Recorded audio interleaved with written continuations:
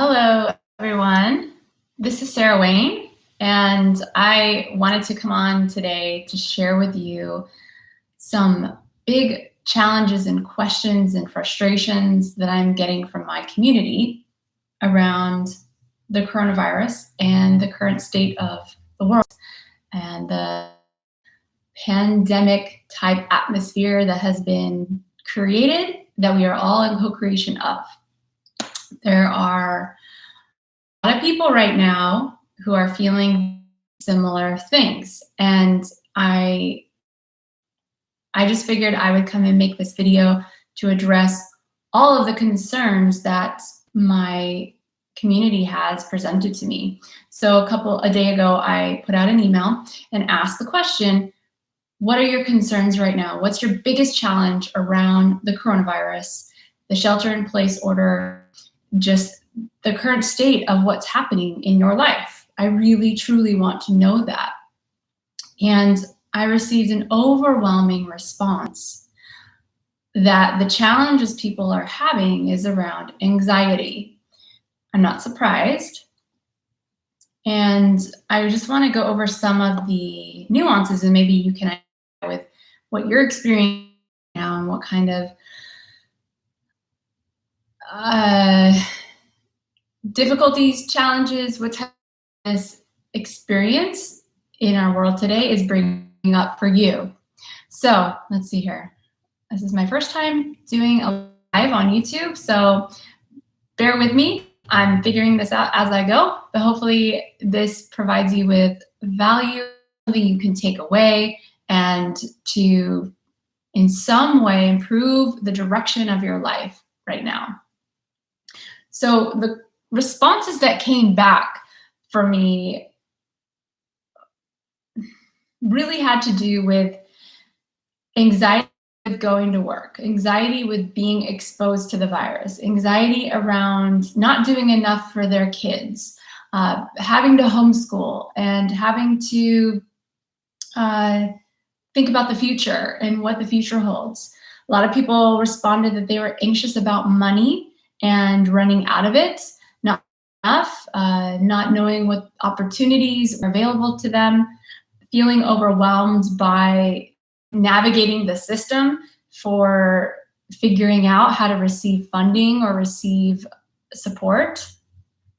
Anxiety around this idea of social distancing and just what's going to happen to the economy in general. And some people also felt this need to really support others and how to show up fully and support others. And so I completely understand why people are feeling this way. I myself had a very big challenge over the years with anxiety. And I didn't even know to identify my issue with anxiety for many years. And I will just share briefly the experience I had of anxiety and how it shows up for me. And maybe you can see how it shows up for you, because it can show a little differently. But in general, for me, anxiety shows up as a constriction. It's a contraction. I have a very difficult time breathing when I'm in a state of anxiousness.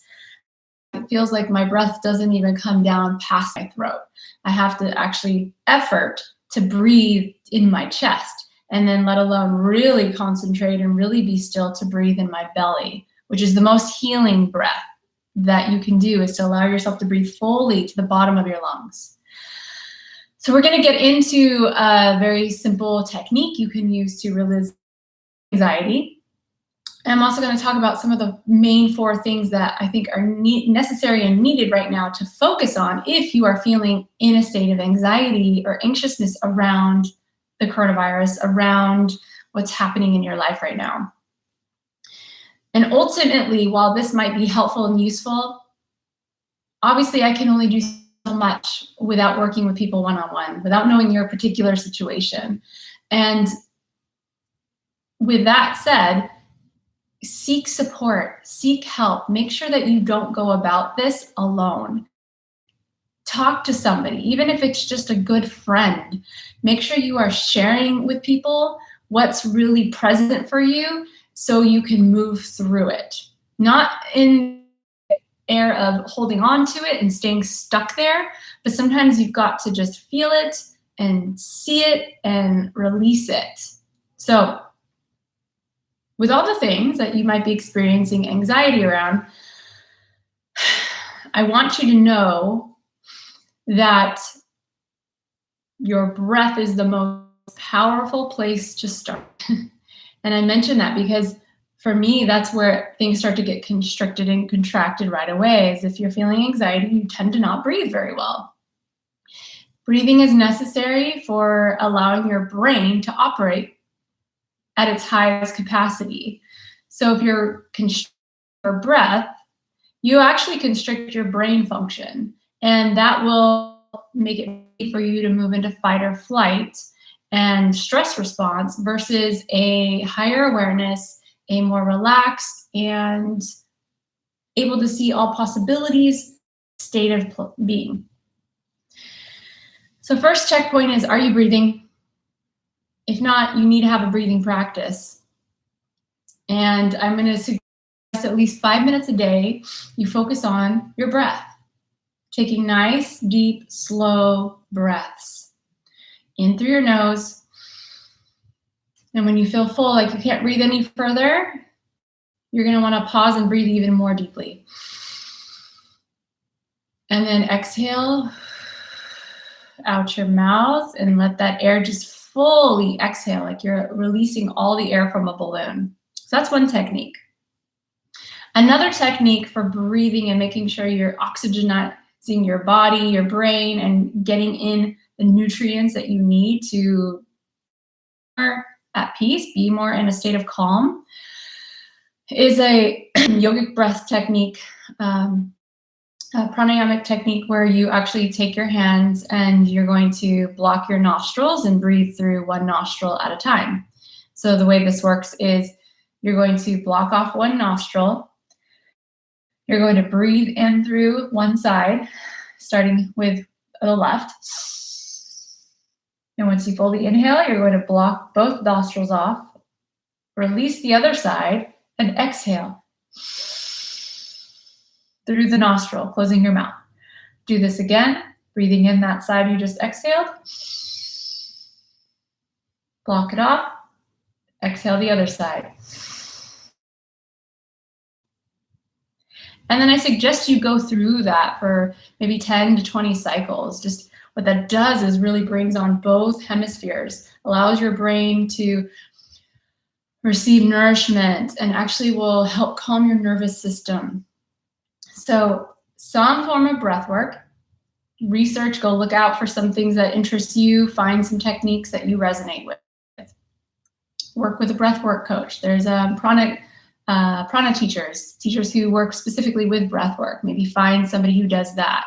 But that is a critical piece to just make sure that's a daily thing you're doing right now, all of us. The other thing that is really important when it comes to anxiety is to just be present with it.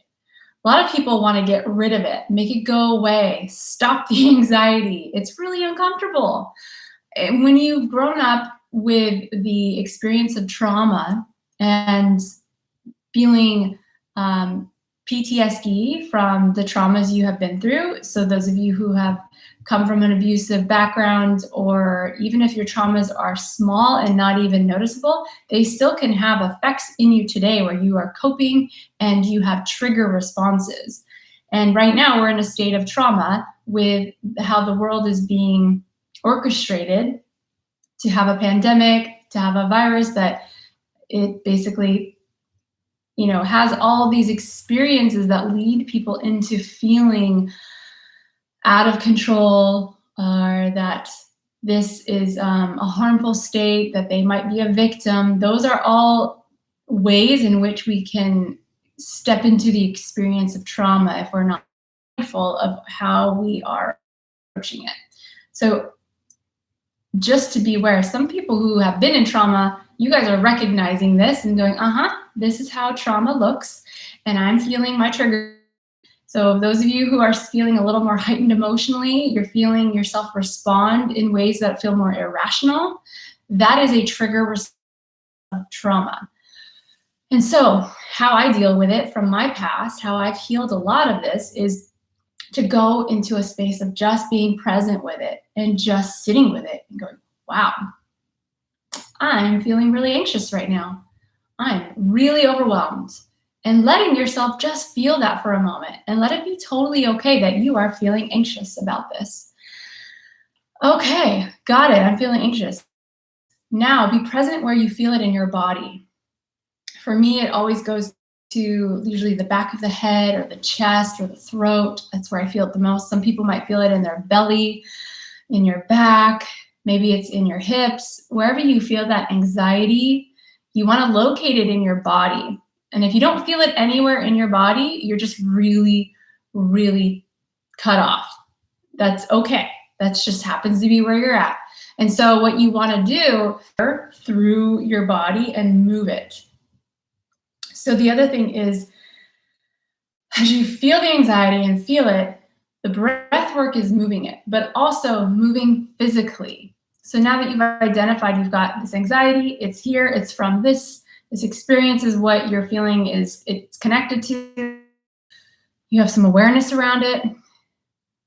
Now you have a choice to do something with it. Anxiety is a movement energy. It's not meant to just be sat with and stay with it, but you do want to identify that it's there and where it's coming from and what it's about.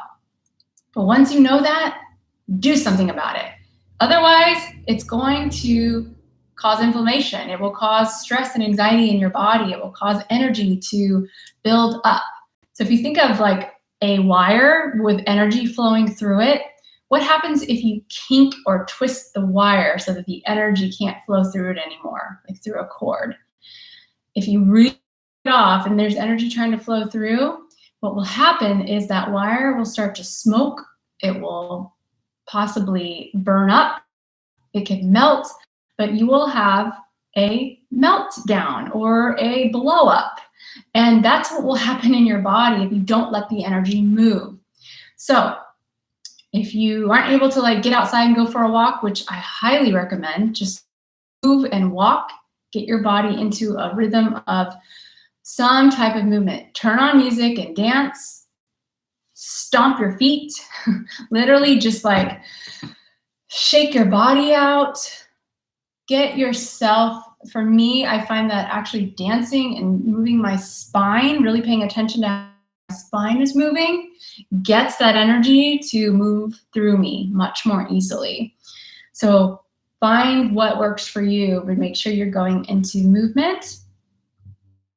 And then curiosity is going to be really helpful with transmuting the anxiety in general, so you don't keep coming back to it. So you don't keep coming back to, you watch the news again and then you're triggered back into the fear around the virus, what might happen, the economy, all that, right? You pattern interrupts that. So if the same signals you're taking in over and over again, creating that pattern, it's up to you to start to make a better choice about what you take in. Just like how you choose the food to put in your body, you need to choose the information you're taking into your mind. So turn off the news. Find maybe 2 sources that you might get an update and limit that. Really, really limit that to once or twice a day. You don't need to be watching the news all the day. You don't need all the updates. That's not necessary. And if you feel like you do for some reason, that's where inquiry comes in, and you can ask yourself, why do I feel like I need to know this all the time? Why do I need to feel like I need to check in and see what's happening and see all of the updates that all the different people want me to know about? Is it really serving me? And you might say, well, Sarah, that's pretty insensitive. Don't pay attention to what's going on out there. Don't see what's happening around the world. No, it's not quite that cut and dry. If it's not serving you, if it's putting you into a state of panic or anxiety or upset, some type of distress, it's not serving anybody for you to tune into that news, for you to tune into that media station or that whatever it is that you're watching or that you're consuming. Because if you're in a state of fear, You are not going to make the best decisions for yourself, and that is going to affect the world around you. So your job, I really like to see this as a job. It's our job right now to show up in our power, in our truth, in our space of love and compassion and peace, if that's what you want to see in the world.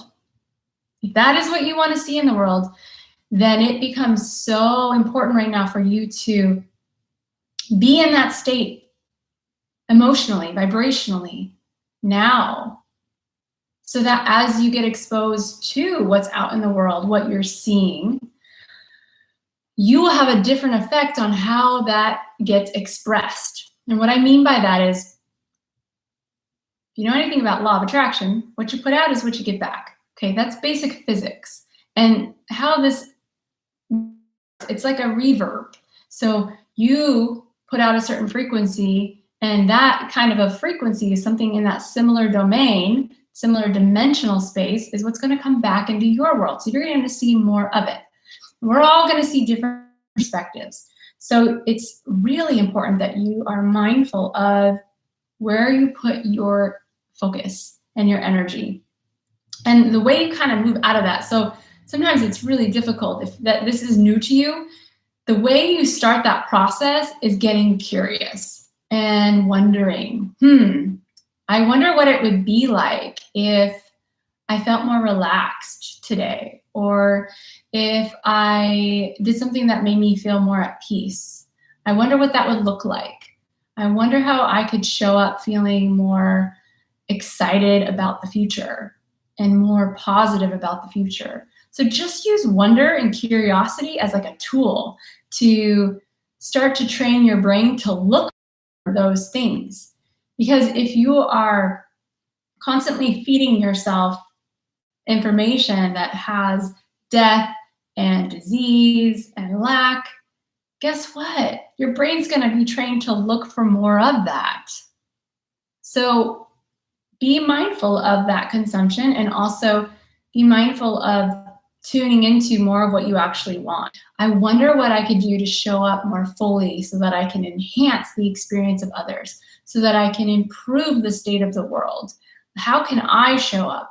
So it's a curious. It's not that I know the answer. I don't always know what I'm going to do or say, but I put it out there. And then what happens is I'm usually just guided to do the things. I get inspired to make this video right now. I get inspired to write an article or send an email to my community. I feel inspired in my client sessions to show up more fully because I've asked that question.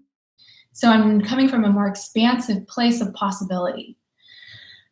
Anxiety, remember, is very contracted. When you're in peace and calm, you're actually in flow and you're expansive.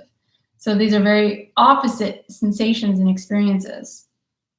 And so to really wrap this up in how you can move through this anxiety experience you might be having is to take guided action. So once you've done things with your breath work, being present, feeling it, connecting to how you feel in your body with it, releasing it through more breath work, being really mindful of what it is you actually want to create, getting curious, using wonder. When you get inspired by something, or you hear the awareness of some action you could take, or you think about some action you could take, you want to do that right away.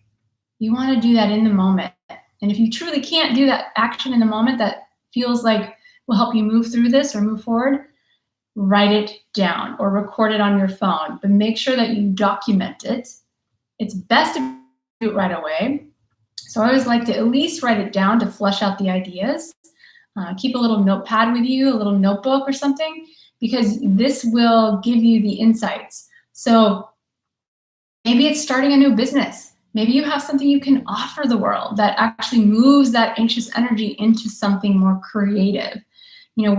If you make a list of all of your gifts and talents and abilities, things that you enjoy, make an actual list of that. That's an action you can take right now, and get curious about what you could do with that. Maybe you're a mom who's homeschooling your kids and you've come up with some great hacks for how to keep your kids focused and enjoying their time at home. And perhaps you create a checklist or a handbook for parents or something, just a video or a training, and you offer that at a nominal price. Right now, asking for money needs to be completely an option for you. If you need money right now, if you need food, ask for it. To those who ask, it is given. You must ask, because if you don't put it out there and you're needing something, then people aren't going to be able to know how to show up and help you. And if you have an issue with being helped, definitely suggest doing some work around that, working with a coach or a healer or a mentor to move through those blocks you have around receiving wealth and abundance. It is your birthright. You deserve to be supported and nourished on this planet. But if you are fueling it with things that don't align with that, then that will not be your experience. So choose wisely, my friends. And if you have any questions, please feel free to leave them in the comments. If you would like to know what it's like to work with me, I do offer right now a free breakthrough session. So you can visit my website at sarahlynwayne.com. There'll be a link in the description, and reach out. I'm here to support you. I want you to experience your fullest potential. That is my deepest desire. And I hope you have a wonderful, beautiful, calm, peaceful day. Thank you. Bye for now.